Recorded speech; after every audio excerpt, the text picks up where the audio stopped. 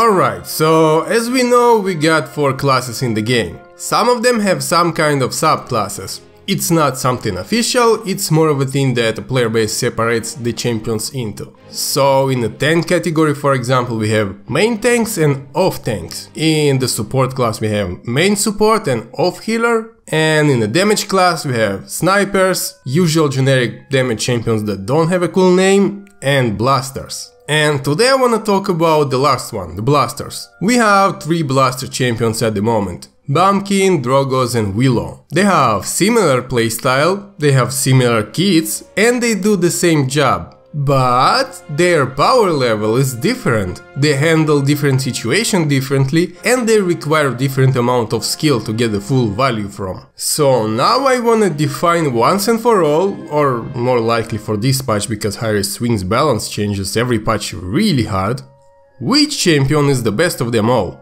For pubs. Because nobody cares what and how it is in the pro scene. We all play in pubs and we all are average, deal with it. Some people are already screaming that BK is the best. But that's not how it works here. I say how it is and you can disagree. As long as you also agree that you are wrong. I wrote down a few criteria that we are gonna judge by and rate these champions from 1 to 5. The first criteria is, of course, how good are they doing their job. If nobody bothers them and there is a perfect scenario for these champions, how well are they gonna do it? And their main job is, of course, area denial and punishing death ball compositions, or just bad positioning, when the enemy team decides to hug each other for some reason. Let's start with Drogoz. On top of his attacks that are really hard hitting and can delete a tank pretty fast, he has 2 abilities that help him deal massive AoE damage. The speed combo that deals 1000 to 1300 damage in a huge area. It's pretty annoying to play against, especially considering the fact that the more targets he hits with it, the faster it refreshes. So in a perfect scenario, he can deal up to 2600 damage in a huge area just by using the speed bump twice in a row. And this is enough to kill most non-tank champions right away. And he doesn't even need to have a line of sight with an enemy, just with a speedball, which means that Drogoz can attack you from around the corner. But that's not all, he also has the salvo. And after the last buff to his projectile speed, it's not all that easy to get away from. With no Fusillade or Reign of Terror, Salvo can deal up to 1500 damage. If you combine it with the fact that he can fly into the air and shoot from a higher ground that the rest of the champions would, Drogoz can basically negate the effect of shields completely. Shields can only block what comes from the front, not something that comes from above. The downside of Drogoz is, of course, that his massive damage abilities are telegraphed, and telegraphed abilities are easier to counter. Trying to deal all of your massive potential damage to a competent terminus most of the time will result in him just eating your projectiles. Drogoz gets 4 Victor Quiffs out of 5.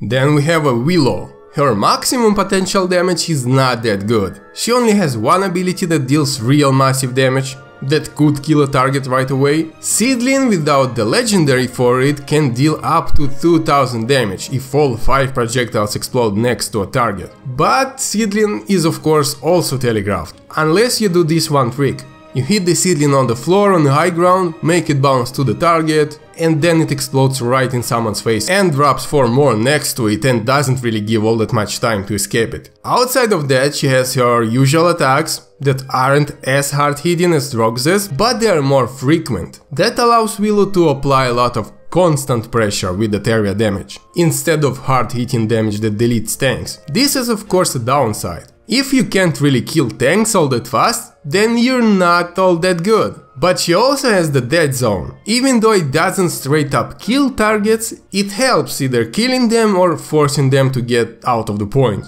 Sometimes you can block healing ults with it. It's very easy to hit and it counters Inara, because the dead zone doesn't just reduce healing, it negates the healing completely. So on one hand, the damage potential is not that great, but she can still mess you up if you stand on the point. I'd say it's 3 out of 5. And then we have Bumpkin. 2 CC abilities, a stun and a knockback. This is nice to have, but quite a few tanks already have an easy way to ignore it.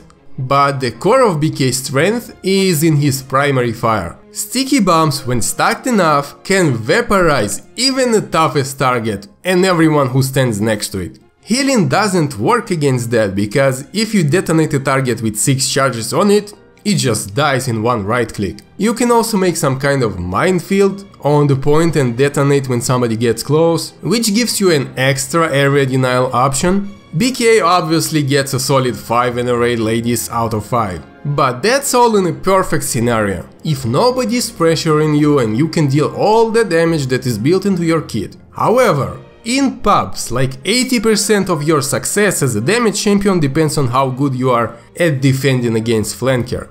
You're not really gonna deal any damage if you're dead. So the second thing I want to compare is how efficiently can these champions kill a flanker. Drogoz. With Fusillade, he needs just 2 direct hits in a row to kill a flanker. With the new rocket speed, it's much easier than it was. However, of course, you gotta be good with your projectiles in order to do that. I'd say the solid 4 out of 5. Flanking an experienced Fusillade Drogoz is not easy at all. Willo. You know that a lot of people are complaining about Cassie, right? Because Cassie can kill flankers in a combo? Well, Willo can do the exact same, but she doesn't need to hit direct hits, since all of her damage is AoE. Nightshade talent allows Willo to delete flankers pretty damn fast. Even if they got the first hit off, Willo can still retaliate, and it's really easy in execution. That's 4 out of 5 as well. And then there's Bumpkin. This is where I'll get all the dislikes. The last HP nerf wave hit BK pretty hard. He now has only 2200 HP, just like Willo. But unlike Willo, he doesn't have a lot of immediate damage. His damage comes from stacking up stickies. With chain reaction, if he sticks 2 bombs on a flanker, the flanker will die.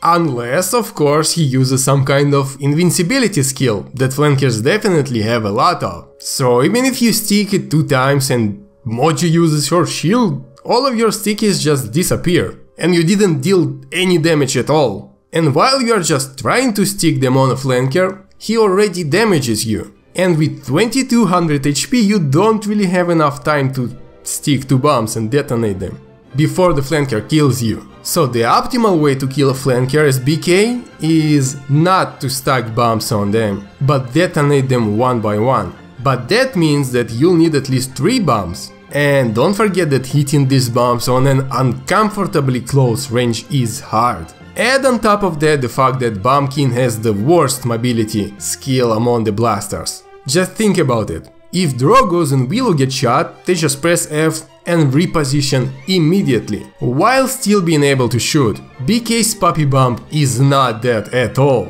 Not only you need to aim your bomb, not only you need to detonate it, which takes a crucial split second, but on top of that, while you're using your puppy bomb, you cannot shoot. Zin can kill BK in 4 shots plus whirl, while he needed 5 or 6 shots plus whirl before the nerf.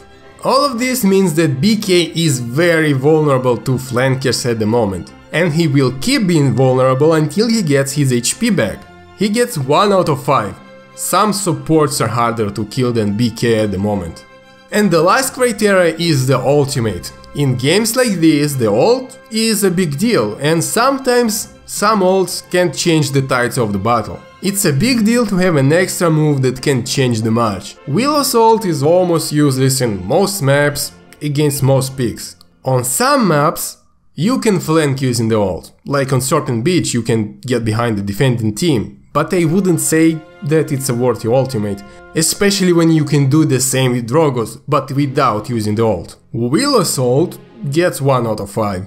Drogoz has a very strong ult, it even counters the strongest ult in the game, MacLeod. Drogoz can get his ult pretty fast, one of the fastest actually, if not the fastest, but it has a drawback.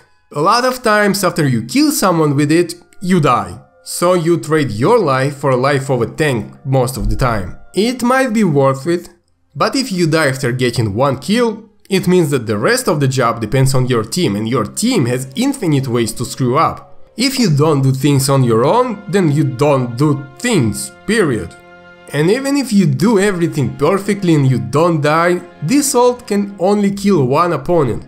Drogoz gets a 3 here.